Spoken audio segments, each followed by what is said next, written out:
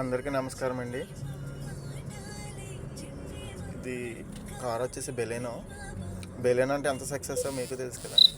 కానీ ఇందులో ఈ మోడల్ అయితే మాత్రం ఫెయిల్యూరే. ఈ టైప్ ఆఫ్ కార్ అయితే తీసుకోకండి, నేను చెప్తాను.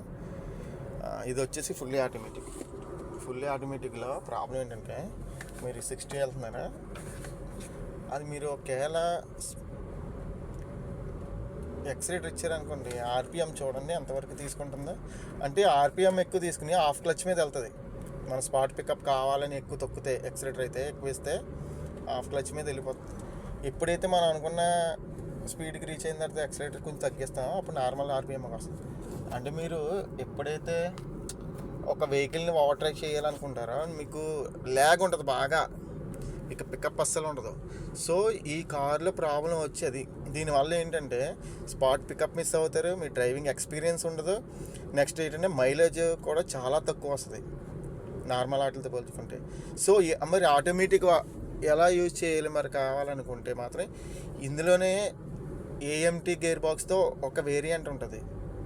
ఏఎంటీ గేర్ బాక్స్ ఉంటుంది, అది ఆటోమేటిక్ ప్లస్ మాన్యువల్ కూడా వాడుకోవచ్చు. అదైతే మీకు బాగుంటుంది. ఇప్పుడు ఈ బస్సు నేను ఓవర్టేక్ చేయాలనుకోండి, తొక్కితే నేను ఎక్సలేటర్ ఇచ్చాననుకో, చూడండి ఎక్సలేటర్ ఎత్తే ఎంత ఆర్పిఎం తీసుకుంటుందో, అంత ఆర్పిఎం తీసుకుని ఆ స్పీడ్ రీచ్ అవుతుంది. ఈ లోపల ఆపోజిట్ ఇచ్చే వెహికల్ మనకి క్లోజ్ అయిపోద్ది. సో ఏంటంటే చాలా ల్యాగ్, ఈ పర్ఫార్మెన్స్ చాలా ల్యాగ్ ఈ గేర్ బాక్స్ అయితే.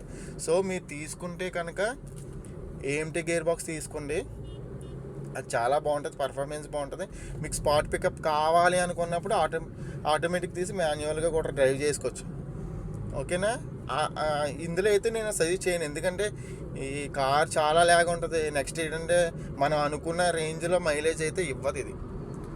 చూసారా, ఆర్పిఎం ఎప్పుడు ఎక్కువ ఉంటుంది, హాఫ్ క్లచ్ మీద రన్ అవుతూ ఉంటుంది. ఎక్సలేటర్ ఇచ్చామంటే నార్మల్గా వెళ్తున్నప్పుడు నార్మల్గానే ఉంటుంది. ఎప్పుడైతే మనం ఇలా స్లో చేసి ఒకసారి పికప్ తీసుకోవాలనుకున్నప్పుడు మాత్రం ఎక్సలేటర్ రేసింగ్ ఎక్కువ ఇచ్చిన తర్వాత మామూలు మాన్యువల్ అయితే ఇంకా ఎక్సలెంట్, మాన్యువల్కి ఇంకా తిరగలేదు. మీకు ఆటోమేటిక్ కన్నా మాన్యువల్ చాలా బాగుంటుంది. ఎందుకంటే ఇప్పుడు ఇది స్పీడ్ బట్టి గేర్లు చేంజ్ అయిపోతూ ఉంటుంది.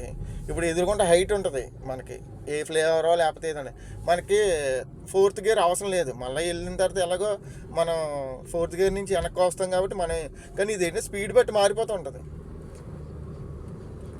సో మీరు తీసుకుంటే ఏమిటి కానీ ఆటోమేటిక్ కానీ తీసుకోండి. ఖచ్చితంగా ఓన్గా డ్రైవ్ చేసుకున్న వాళ్ళు అయితే ఆటోమేటిక్ తీసుకుంటారు కాబట్టి అందులో ఏఎంటీ ఆప్షన్ ఉన్నది మాత్రం తీసుకోండి. మీకు